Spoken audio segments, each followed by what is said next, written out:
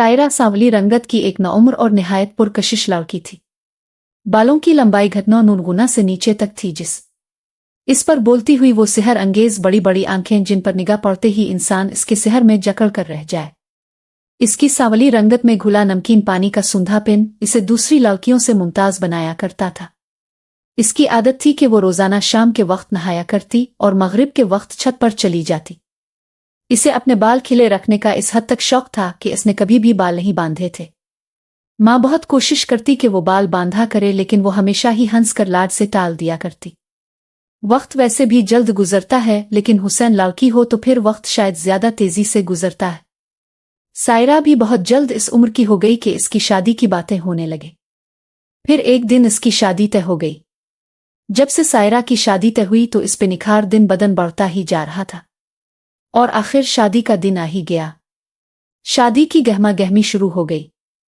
शादी भी शुरू हो गई, लेकिन सायरा की शाम को छत पे जाने की रूटीन वही रही। मायों की रात इसे उबटन लगा दिया गया और सारा दिन इसे छत पर जाने का मौका ना मिल सका था, जिसकी वजह से इसकी तबीयत में बहुत बेचैनी थी। इसे ऐसा महसूस हो रहा था जैसे कहीं दूर से कोई धीरे धीरे से इसे पुकार रहा है। पुकारने वाले की आवाज जैसे किसी गहरे कुंवन से आ रही थी, जिसमें कुछ ऐसी तलब थी कि सुनकर उसकी तबीयत उदास और बोझल होने लगी। फिर वो खुद बखुद ही सीढ़ियों की तरफ चल पड़ी। घर चूंकि मेहमानों से भरा पड़ा था कि इसलिए किसी ने इसकी गैर हाजिरी महसूस न की। सर्दियों की ठिठुरती हुई सर्द तरीन रात थी। मेहमानों के लिए बिस्तर लगाने का वक्त आया तो इसकी छोटी बहनें छत पर मौजूद स्टोर से बिस्तर निकालने के यकंक इनकी चीखों से पूरा घर गूंज उठा। सायरा छत पर बेहोश पड़ी थी। शादी में आए हुए सभी मेहमान परेशान हो गए और ज्यादा परेशानी इससे बढ़ गई कि इसके हाथ पांव मुड़ गए थे। सायरा की मां ने आयतल कुर्सी का वर्द शुरू कर दिया। आहिस्ता आहिस्ता सायरा को होश आने लगा। अल्लाह के कलाम की बरकत से इसकी तबीयत संभलती चली गई और कुछ ही देर में वो गहरी नींद सो गए। घर में इस सूरत-ए-हाल पर शदीद खौफ का आलम था। सबके चेहरों पर बेपनाह तशवीश थी, मगर किसी को कुछ समझ नहीं आ रहा था। डॉक्टर के चेकअप ने इसे मुकम्मल सेहतमंद करार दिया। शादी के बाद रुखसत हैकर वो एक दूसरे शहर आ गई, जहां इसका घर शहर से कुछ दूर एक गैर आबाद इलाके में था, जहां बहुत ही कम घर बने हुए थे और वो भी एक दूसरे से काफी फासले पे। ये 2 मंजिला घर देखने में बहुत पुराना था। इसकी तामीर में गुजरे वक्तों की अजमत के निशानात छुपे थे। निशानात भले ही मखदूश थे, लेकिन अजमत रफ्ता की गवाही दे रहे थे। इसका मरकजी दाखिली दरवाज़ा इंसानी हाथ की महारत का मुंह बोलता सबूत था। दाखिली दरवाजे से मुत्तसिल सीढ़ियां, इससे आगे वसी बैठक जहां से चंद कदम के फासले पे वसी दालान और उसके दूसरी तरफ रिहायशी कमरों की कतार। दूसरी मंजिल भी इसी तरतीब से बनी थी। छत पर सबसे अलग थलग एक वाशरूम था, जो किसी के इस्तेमाल में ना होने की वजह से अरसा दराज से बंद पड़ा था। इस जगह टोटल 4 घर थे और सामने एक खुला मैदान और कोई 600 कदम दूर एक कब्रिस्तान, जिसमें बमुश्किल 12 से 15 कब्रें होंगी। इस कब्रिस्तान से मुत्तसिल एक 4 दीवारी भी थी। वो भी एक कब्रिस्तान था जो गैर मजहब असलिफाओ का था। इसके अलावा जो आबादी थी वो भी मुख्तसर थी, लेकिन यहां से कम अज कम आधा किलोमीटर दूर थी। सायरा का कमरा ऊपर वाली मंजिल पे था। घर की दाएं समत वाली दीवार के बाहर जो दरख्त था वो ऊपर आते हुए उनके कमरे की खिड़की के बिल्कुल सामने नजर आता था। दरख्त इससे भी बुलंद था, जो खिड़की से ऊपर जाते हुए छत तक पहुंच जाता था। शादी से पहले सायरा के साथ एक मसला था कि कभी कभार वो सोते में हड़बड़ाकर उठ बैठती और चीखें मारना शुरू कर देती। ये सिलसिला शादी के बाद भी जारी रहा, लेकिन ससुराल वालों ने भी उसके इस मसले को ज्यादा अहमियत न दी कि अक्सर लोग सोते में डर जाते हैं। लेकिन एक दफा ये मामला संजीदगी इख्तियार कर गया। जब इसी तरह वो चीखें मारती हुई जागी तो इसका शौहर भी चीख मार कर बैठ गया। सभी घर वाले भागते हुए उनके कमरे में आ गए। सायरा की तो समझ आ गई, लेकिन इसके शौहर ने क्यों चीख मारी इस बारे सब फिक्रमंद थे। इसका शौहर कमर पे हाथ रखे बैठा था। वो कमर पे हाथ रखे बेड पे झक कर बैठा था। इसके चेहरे पे तकलीफ के आसार नजर आ रहे थे। इसकी कमीज उठाकर जब कमर देखी गए तो इस पर बहुत बड़े साइज की उंगलियों के नीले रंग के निशानात थे। नीले रंग के इसलिए कि जब बहुत जोर से थप्पड़ मारा जाए तो इस जगह पे खून जम जाता है। किसी की समझ में कुछ भी नहीं आ रहा था। इस पुरअसरार वाक़ये से तमाम लोग सहम गए। सलीम बहुत फिक्रमंद था। सायरा की जो हालत थी वो तो अलग बात थी, लेकिन जब इसकी कमर पे थप्पड़ का निशान पड़ा तो वो मखमसे में पड़ गया। वो हकीकत पसंद इंसान था। इसके जहन में दो बातें थीं। एक ये कि वाकई किसी और मखलूक ने ऐसा किया है, और दूसरा ये कि सायरा ने सोते में नफसियाती दबाव की वजह से इसकी कमर पे थप्पड़ मार दिया। सलीम ने फैसला किया कि छुट्टियां खत्म होने वाली हैं, जिसके बाद इसे वापस दुबई चले जाना है, तो बेहतर रहेगा कि वो सायरा को लेकर हनीमून के लिए निकल जाए। इसने दो मकामात का फैसला किया, पहले लाहौर, फिर वहां से मरी से सीधा वापस। लाहौर में अजीजों के यहाँ ठहरना था और मरी में होटल में क़याम करना था उनको। लाहौर में वो बहुत जगहों पे घूमे। सायरा को सबसे ज्यादा शाही कला और बादशाही मस्जिद पसंद आए।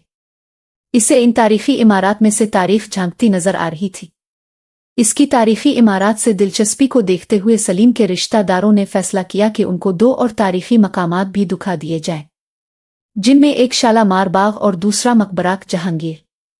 सलीम के कजिन ने कहा कि पहले शालामार बाग चलते हैं, फिर वहां से मकबरा जहांगीर चले जाएंगे और फिर वहां से वापसी पे रंग रोड से सीधे घर चले जाएंगे, जो उनके लिए बेहतर रहेगा। वो शाही कला से निकलकर रेलवे स्टेशन की तरफ चल पड़े। दो मोरिया पिल से वो रेलवे पिल के नीचे से होते हुए पीछे बागबानपुरा वाली रोड पे निकल आए। इस रोड पे चलते हुए इंजीनियरिंग यूनिवर्सिटी के सामने से गुजरते हुए वो शालामार बाग पहुंच गए। वहां पे आधा घंटा रुकने के बाद वापसी इसी रास्ते से होते हुए वो म्यांमार पाकिस्तान के दाएं तरफ से गुजरते हुए ट्रैफिक के हुजूम के साथ साथ रावी के पिल को पार करके शाहदरा के मकाम पे जा निकले। शाहदरा पहुंचने पे वो दाएं तरफ मुड़कर शाहदरा की आबादी की तरफ मुड़ गए।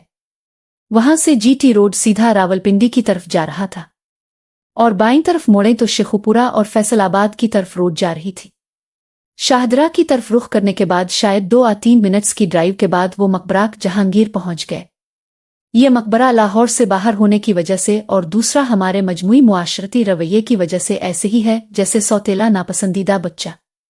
जो लोग तारीख के बारे ज्यादा नहीं जानते वो लाहौर तारीखी इमारात घूम भी जाएं तो बहुत सौ को पता ही नहीं कि मकबरा जहांगीर लाहौर से बाहर शाहदरा के मकाम पे है। हालांकि कुछ साल पहले इस मकबरे की तज़ीन और इराश की गई है, लेकिन फिर भी यहाँ बहुत कम लोग आते हैं। जिस वक्त ये लोग पहुंचे तो इक्का दुक्का लोग मौजूद थे, जिसकी वजह से वीरानी ज्यादा छाई हुई थी। यहाँ पहुंचने के बाद से ही सायरा की कैफियत अजीब सी हो रही थी, लेकिन इसने किसी पे जाहिर ना होने दिया। सलीम अपने कजिन के साथ नमाज अदा करने चला गया और वो दूसरी खातून के साथ वहीं पे ईंटों के बने तारीखी फर्श के एक कोने पे बैठ गई। ये बैठी रही और दूसरी खातून इधर उधर टहलने लगी। ये अपने ध्यान में घुटने पे कोहनी टिकाए और हाथ पे थोड़ी रखे किसी गहरी सोच में गुम बैठी थी कि अचानक इसके सामने एक मलंग बच्चा इकेड़ा हुआ, जिसका हुलिया अजीब सा था। इसने जर्द रंग की धोती सी बांध रखी थी और ऊपर फटा पुराना सा चुगा, गिले में मुख्तलिफ रंगों की ढेरों मालाएं। वो बच्चा शायद 12 या 13 साल का होगा। वो उसके सामने खड़े होकर बजाय कुछ मांगने के अपनी लाल अंगारा आंखों से मुसलसल इसे घूरे जा रहा था।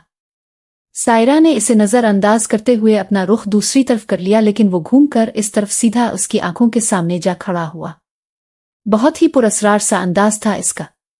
वो बिल्कुल खामोश खड़ा था, लेकिन एक तब्दीली ये आई कि इसने मुंह से कुछ कहे सुने बगैर अपना हाथ उसके सामने फैला दिया। सायरा ने चाहते हुए भी इसे कुछ ना दिया और कहा कि मुआफ करो, लेकिन वो बार बार मना करने के बावजूद वहां से गया नहीं, बल्कि वहीं घास पे एक साइड पे बैठकर इसे घूरना शुरू कर दिया। सायरा को बच्चे बहुत प्यारे लगते थे, लेकिन इस बच्चे की नजरों में कुछ ऐसा तासुर था जिससे सायरा अंदर ही अंदर सिमटी जा रही थी। द्रिसहमी से वो नजरें झुकाए बैठी थी कि एकाएक वो मलंग बच्चा अपनी जगह से उठा और एक लम्हे में ही आगे बढ़कर सायरा के पैरों को छीन लिया। पैरों को छूते ही इसने खड़े होकर वज्र की हालत में धमाल डालना शुरू कर दी। धमाल एक मखसूस अंदाज का डांस है जिसे आम जुबान में हाल खेलना कहते हैं, जिसमें नाचने वाला अपने आप में गुम होकर नीम बेहोशी की हालत में नाचता रहता है। वो बच्चा तो नाच रहा था, लेकिन इसके पैरों को छूने के बाद से सायरा को अपना वजूद भारी होता महसूस हुआ। सलीम और उसका कजिन भी आ गए, लेकिन सायरा का वजूद इतना भारी हो चुका था कि इससे अपनी जगह से हिला भी नहीं जा रहा था। वो खौफजदा नजरों से इस बच्चे को नाचते हुए देखे जा रही थी। चारों तरफ से तेज हुआ चलना शुरू हो गई। हुआ के चलने से दरख्तों और करीबी दीवारों से सीटियों की आवाजें आ रही थीं। तेजी से नाचते हुए बच्चे के बाल हुआ में उड़ रहे थे। सलीम ने सायरा को कई दफा आवाज दी, लेकिन वो यकटुक इस बच्चे को ही देखे जा रही थी। इसने जब देखा कि सायरा की तवज्जो मुसलसल इस मलंग बच्चे की तरफ है, तो इसने बच्चे को रोकने की कोशिश की। बहुत दफा रोकने के बावजूद जब इसने कोई तवज्जो ना की तो सलीम ने आगे बढ़कर उसके गाल पे एक जोरदार तमांचा रसीद किया। तमांचा मारते ही वो बच्चा भागकर करीबी अमरे के पीछे गुम हो गया। इसका नाच रुकते ही हुआ भी थम गई, फिजा में सीटियों का शोर भी खत्म हो गया।